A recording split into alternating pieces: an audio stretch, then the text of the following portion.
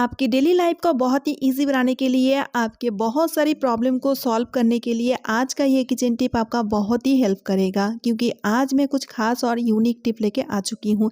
Hello everyone and welcome back to my channel. कैसे हो आप सभी लोग? आई होप कि आप सब बहुत अच्छे होंगे। तो चलिए आज का वीडियो शुरू करते हैं। आज की मेरे पहले टिप उन लेडीज़ के बहुत ही काम आने वाले हैं जिनका घर में छोटे बच्चे हैं। तो अक्सर क्या होता है, जब भी हम ट्रैवलिंग में जाते हैं तो साथ ही में हम दवाई मेडिसिन वगैरह लेके जाते हैं। खास करके सर्दी जुकाम का जो ये सिरप वगैरह होता है ना, तो इसको तो हम लेके जाते हैं। तो पर्स में जब इसको हम डाल के लेके जाते हैं तो होता क्या है, ये फैल जाता है, इसमें से लीक जाता है। तो ऐसा ना हो, इसके लिए मैं बहुत अच्छा एक टिप लेके आई हूँ। तो आपको क्या करना है, आपको एक बैलून ले लेना है और बैलून का सामने वाली जो हिस्सा है ना, उसको इस तरह से कट कर लेना है, ठीक है, ताकि इसका जो मुंह है थोड़ा सा बड़ा हो जाए और ये बोतल में फिट हो जाए, बोतल में आराम से डल जाए। तो देखिए इसका मुंह इस तरह से बड़ा हो चुका है। अब हम क्या करेंगे, इस बैलून को इस बोतल में चढ़ा देंगे।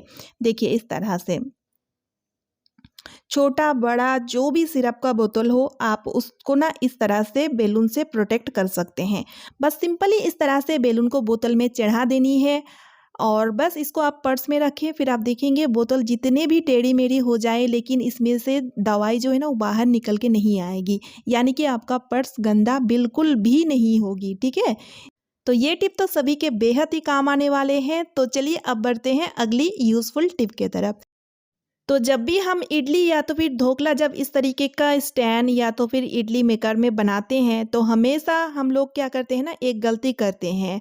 तो जिस वजह से हमारी इडली या ढोकला जो भी हम बनाते हैं वो परफेक्ट तरीके से नहीं बन पाता है।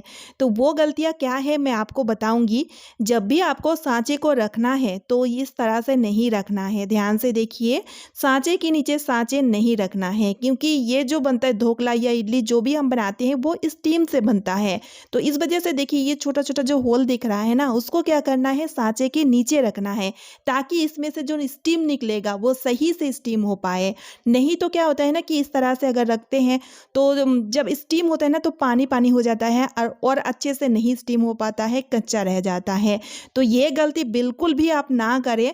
तो इसी तरह से देखिए मैंने बना लिया है ढोकला, बहुत ही अच्छी तरीके से बना है। चलिए मैं आपको दिखाती हूँ, इस तरह से बनेगा, बिल्कुल भी इसमें पानी नहीं रहेगा या तो फिर कच्चा नहीं रहेगा। देखिए कितना स्पॉन्जी बना है। तो बस जब भी आप ढोकला या तो फिर इडली बनाएं तो इस चीज़ का ध्यान लेकिन आप ज़रूर रखा करें, ठीक है। छोटा सा टिप है लेकिन आपका बहुत ही काम आने वाला है, और इस तरह से परफेक्ट इडली या ढोकला बना के आप खुद खा सकते हैं और अपने फैमिली को खिला सकते हैं। मेरी अगली जो यूज़फुल टिप है वो है आलू को लेकर के। कई बार मार्केट से इकट्ठा बहुत सारा आलू घर में आ चुका होता है, तो कुछ दिन बाद क्या होता है ना कि वो आलू जो है ना वो काले से पड़ जाते हैं या फिर इनमें से अंकुर निकलने लगते हैं, फिर आलू बेकार हो जाते हैं, ठीक है। तो ऐसा ना हो, इससे बचने के लिए आपको क्या करना है, जब भी आप मार्केट से आलू लेकर आएँ तो इनको वॉश करने की कोई ज़रूरत नहीं है। मिट्टी अगर लगा हुआ रहे तो कोई दिक्कत नहीं है, बस ध्यान रखिएगा कि इसको धोना नहीं है। अब आलू को अच्छे से स्टोर करने के लिए हमें चाहिए न्यूज़पेपर। तो न्यूज़पेपर को लेके हमें क्या करना है, इस तरह से इसको छोटे छोटे टुकड़ों में कट कर लेना है, ठीक है। इस तरह से हमने इसको देखिए छोटे छोटे टुकड़ों में कट कर लिया है।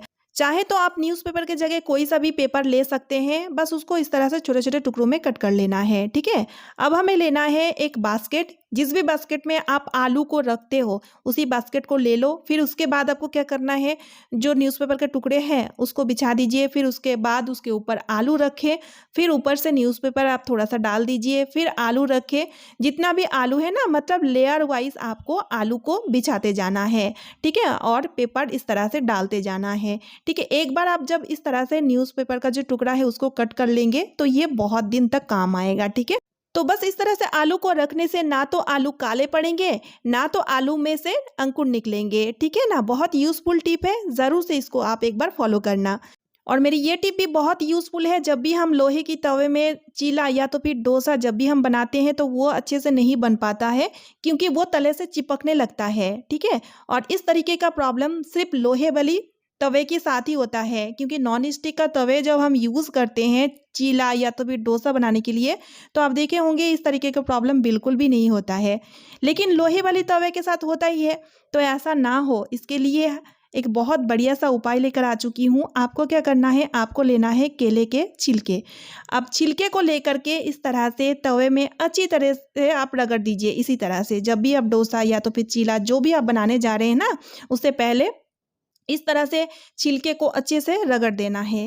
केले के छिलके जो है ना वो बहुत ही सॉफ्ट और बहुत ही लिसलिसे होते हैं, जिस वजह से जब भी आप डोसा या चीला जो भी आप बनाने जाओगे वो आराम से छूटता चला आ जाएगा। ठीक है, अब इसके बाद आप ऑयल डाल दीजिए। फिर जैसे आप डोसा या चीला जो भी आप बनाते हैं, आप देखेंगे बहुत बढ़िया से बनेगा। जब हम कुकर में दाल बनाते हैं तो आप देखे होंगे कई बार क्या होता है ना कि कुकर में जब हम दाल बनाने के लिए रखते हैं ना, तो पानी ज़्यादा हो चुका है या किसी भी रीज़न की वजह से जो है ना, दाल बनाते टाइम कुकर में से दाल बाहर निकल के आता है। तो इस कारण क्या होता है कि कुकर का जो ढक्कन है, कुकर गंदा होने के साथ साथ गैस स्टोव, और देखिए गैस स्टोव के जो पीछे वाल है, किचन वाल, वो भी गंदा होने लगता है। तो इससे बचने के लिए हम क्या करें, इसके लिए बहुत बढ़िया सा उपाय है। आपको इस तरह से चम्मच ले लेना है, चाहे वो फोक हो या तो फिर नॉर्मल सा चम्मच भी आप ले सकते हैं। तो इस तरीके का एक स्टील का चम्मच ले लीजिए और फिर आपको क्या करना है, इस चम्मच को दाल बनाते टाइम इसको भी आप कुकर में डाल दीजिए इस तरह से। और फिर डालने के बाद कुकर का जो ढक्कन है उसको अच्छी तरीके से बंद कर दीजिए। फिर गैस को आप ऑन कर दीजिए, दाल बनने के लिए रख दीजिए।